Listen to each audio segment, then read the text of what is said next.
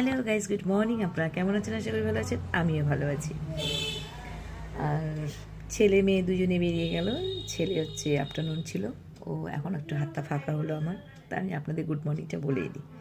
কাপড় ভিজিয়েছি এক বালতি সকালবেলা, ছেলের ইউনিফর্মগুলো। ও ভাবছে আমি স্নানের সময় হয়তো কেচে দেয় ওর ইউনিফর্মগুলো, এখন তো দেখছি কাচেনি, বুঝতে পারিনি। ওই বললো কিন্তু ভিজিয়ে দিতে, ওই ভুলে গেছে। তো ওটা কাচবো এখন। আর আমি ভাবলাম যখন ছেলে মেয়ে চলে গেলো, হাতে যখন কাজ ফাঁকা রয়েছে একটু, তাহলে আমি ওই ঘরে বিছনা চাদরটা তুলি। ছেলের ঘরে বিছনা চাদর তুললাম আজকে, কালকে আমাদের ঘরেরটা তুলবো, তাহলে রবিবারে হালকা হয়ে যাবে কাজ। আর এগুলো করে টোরে তারপর স্নান করতে দেরি রয়েছে, কেন কাপড়টা ভিজিয়ে না রাখলে হবে না, বিছনা চাদর যেহেতু। তো ছেলের ঘরেরটা তুললাম, ওর সেটটা পুরো, আর আমার ঘরেরটা কালকে করব। ওগুলো করে স্নান করে পুজো সারবো। রান্না টান্না কমপ্লিট। আজকে বেশি কিছু করিনি, কালকে যেহেতু মাটন খেয়েছে, তো আজকে এসে করলাম ডিমের তরকারি করলাম।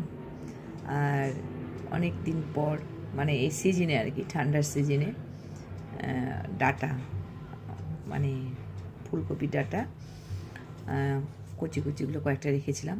আর শিম, আর শিম আলু ভেজেছি।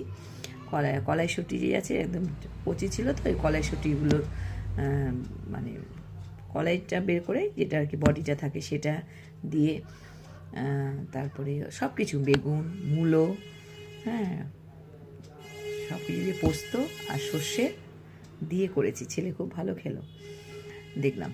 তো মেয়েও সেদিন খেয়েছিল, সেটা আলাদাভাবে করেছিলাম, সেটা এসেছিল না, ডাটা ছিল এমনি, মানে ফুলকপি ছিল না, এমনি ডাটা ছিল।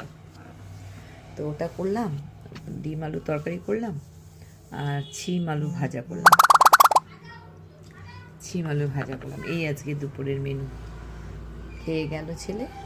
আর মেয়েকে সকালবেলা আজকে চাউমিন করে দিয়েছি, চাউমিন খেলো, ও পড়তে গেল। আর আমি চা বিস্কিট খেয়েছি। আমাকে বললো, মা তুমি খাও, আমার ভাল লাগছে না খেতে, কেন যে জানি না, বুকটা ব্যথা করছে, মাথাটাও ঘুরছে। তো চা বিস্কিট খেয়ে ওষুধটা খেলাম, প্রেশারের ওষুধ খেয়েছি। প্রেশারের ওষুধটা খাইনি এখনো, খাবো। ঠিক আছে বন্ধুরা, পরে দেখা হচ্ছে, রাখছি। লাইক করছে না, লাইক করতে ভুলবেন না, কমেন্ট করবেন, কী ধরনের ভিডিও দেখতে চান সেটাও বলবেন। বড়রা হলে আমার প্রণাম নেবে, ছোটরা অনেক ভালোবাসা নেবে। রাখছি, টাটা।